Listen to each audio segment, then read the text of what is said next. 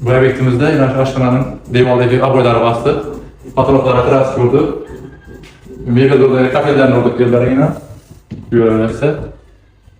Bu mebelde başka bir işleri nömrü gerek olsa mebelden nömrünü beraber mebel tutsan. Şimdi banyomuza işledik yine. Yine banyomuza girgenle sizlere pırasa düştü baladı yine. Orta işiydi. Kızdıradı. Biraz kan düşse buladı. Bir de yine bu aktarına. Güzel öyleyse öyle içine makal olsa. Baslandı içeride yine. Birincisi rakovinamız buladı. Köp mesleği gelmesi için ixtiamı kişinin yaxşısından koyduk. Bunda sabun şampun koyalım. Mesleği gelmesi için buna aşağı koyduk. Hiç böyle bir şey yok hiç kime.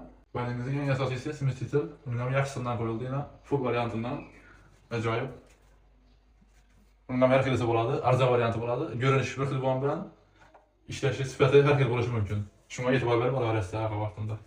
Vaniyada en gerekli boğanı kışdaki vaxtda olması için töplü bol koyduk. 1 kvadrat mesleği geldiğine göre 1 kvadratlık töplü bol. Top deşili varyantından koyduk. Töplü bolun başka bir miyası bir yerde joylashgan boladı.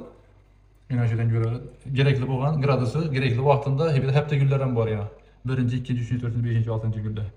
Düşenbe seçim çarşamba yana güller belgilap koydu yana. Neçik meyarda temperatura gerek olsa düzüp alına veradi.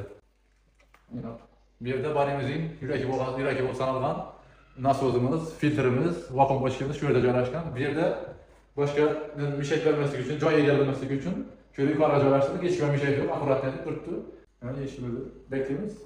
Bu bir arada var yok, olur bir şey yok.